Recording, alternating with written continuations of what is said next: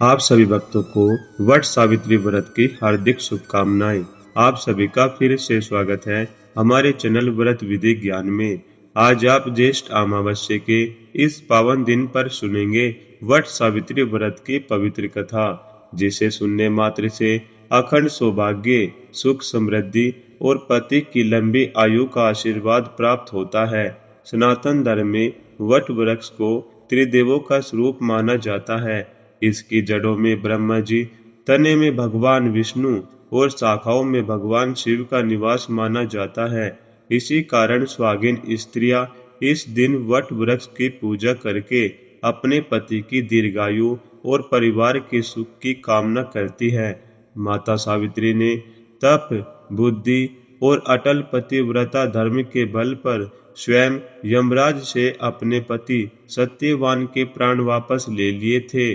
तभी से यह व्रत संसार में वट सावित्री व्रत के नाम से प्रसिद्ध हुआ। जो भी भक्त इस कथा को श्रद्धा से सुनता है, उसके जीवन में आने वाले बड़े से बड़े संकट भी दूर हो जाते हैं। तो आइए पूरी श्रद्धा और भक्ति के साथ सुनते हैं वट सावित्री व्रत की पवित्र कथा। प्राचीन समय की बात है।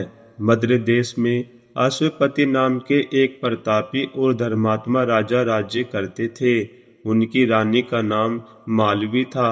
राजा और रानी अत्यंत दयालु, सत्यवादी और प्रजावत्सल थे।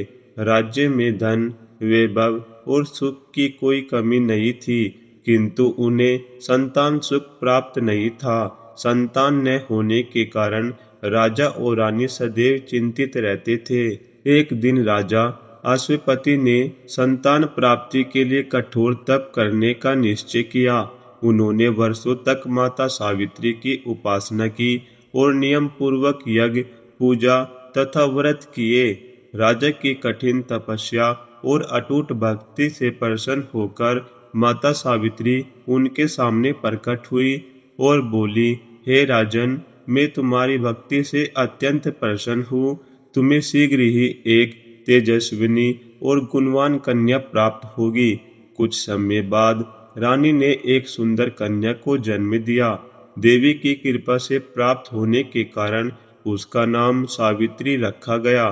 सावित्री बचपन से ही अत्यंत सुंदर, बुद्धिमान, विनम्र और तेजस्वी थी। उसका रूप ऐसा था मानो स्वयं देवी पृथ्वी पर अवतरित हुई हो। धीरे धीरे जब वह विवाह योग्य हुई, तब राजा अश्वपति उसके लिए योग्य वर की खोज करने लगे। सावित्री ने अपने पिता से कहा, पिताश्री, मैं स्वयं अपने लिए योग्य वर चयन करना चाहती हूँ। राजा ने अनुमति दे दी। सावित्री वन वन घूमती हुई एक आश्रम में पहुंची, जहां उसने सत्यवान नाम के एक राजकुमार को देखा। सत्यवान अत्यंत धर्मात्मा, सत्यवादी, पराक्रमी और माता पिता की सेवा करने वाला युवक था। सावित्री ने मन ही मन सत्यवान को अपना पति स्वीकार कर लिया। जब सावित्री ने वापस आकर अपने पति को सत्यवान के बारे में बताया, तो उसी समय देवर्षि नारद वहां आए। उन्होंने कहा, हे राजन, सत्यवान सभी गुणों से युक्त है, परंतु उसकी आयु बहुत कम है। विवाह के 1 वर्ष बाद उसकी मृत्यु निश्चित है। यह सुनकर राजा अश्वपति अत्यंत दुखी हुए और सावित्री को समझाने लगे कि वह किसी अन्य वर का चयन करे। किंतु सावित्री ने कहा, पिताजी, कन्या जीवन में केवल एक बार ही पति का वरण करती है। मैंने सत्यवान को अपने मन से पति मान लिया है। अब मैं किसी और से विवाह नहीं कर सकती। सावित्री की दृढ़ निष्ठा देखकर राजा को उसकी बात माननी पड़ी। विधि पूर्वक सावित्री और सत्यवान का विवाह संपन्न हुआ। विवाह के बाद सावित्री अपने सास ससुर के साथ वन में रहने लगी। वह अपने पति और परिवार की सेवा पूरे मन से करती थी। धीरे धीरे वह समय निकट आने लगा, जिसका संकेत नारद मुनि ने दिया था। जिस दिन सत्यवान की आयु पूर्ण होने वाली थी, उस दिन सावित्री ने कठोर व्रत रखा और भगवान का स्मरण करने लगी। सत्यवान लकड़ी काटने वन में जाने लगे, तो सावित्री भी उनके साथ चल दी। वन में काम करते समय अचानक सत्यवान के सिर में तेज पीड़ा हुई।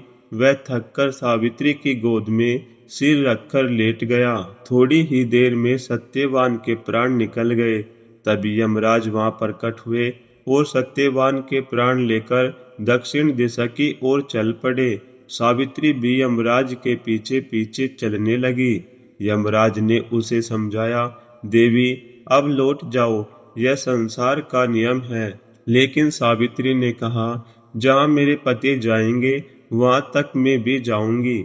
पति ही स्त्री का सबसे बड़ा धर्म होता है। सावित्री की पतिव्रता, निष्ठा और धर्मयुक्त वचनों से यमराज अत्यंत प्रसन्न हुए। उन्होंने सावित्री से एक वर मांगने को कहा। सावित्री ने अपने अंधे सास ससुर की नेत्र ज्योति और उनका खोया हुआ राज्य वापस मांगा। यमराज ने तथास्तु कहा और आगे बढ़ गए। सावित्री फिर भी उनके पीछे चलती रही। यमराज ने दूसरा वर मांगने को कहा। सावित्री ने अपने पिता राजा अश्वपति के लिए 100 पुत्रों का वर मांगा। यमराज ने वह वर भी दे दिया। इसके बाद भी सावित्री उनके पीछे चलती रही। यमराज उसकी अटल भक्ति देखकर अत्यंत प्रसन्न हुए और उन्होंने तीसरा वर मांगने को कहा। तब सावित्री ने कहा, मुझे सत्यवान से 100 पुत्र प्राप्त हो, ऐसा मुझे वरदान दो। यमराज जी तुरंत समझ गए, बिना सत्यवान के यह वर पूर्ण नहीं हो सकता।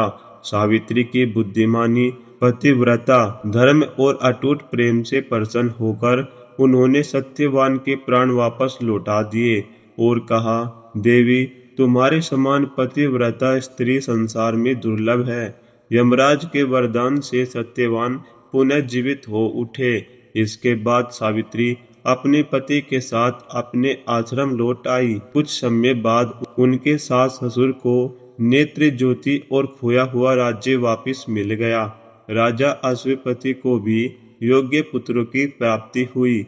इस प्रकार माता सावित्री के तप, भक्ति और पतिव्रता धर्म की महिमा पूरे संसार में प्रसिद्ध हो गई। जो भी स्त्री श्रद्धा, भक्ति और नियम पूर्वक वट सावित्री व्रत करती है तथा यह कथा सुनती है या पढ़ती है, उसे अखंड सौभाग्य, सुख, समृद्धि और पति की लंबी आयु का आशीर्वाद प्राप्त होता है। माता सावित्री सभी भक्तों की मनोकामनाएं पूर्ण करे।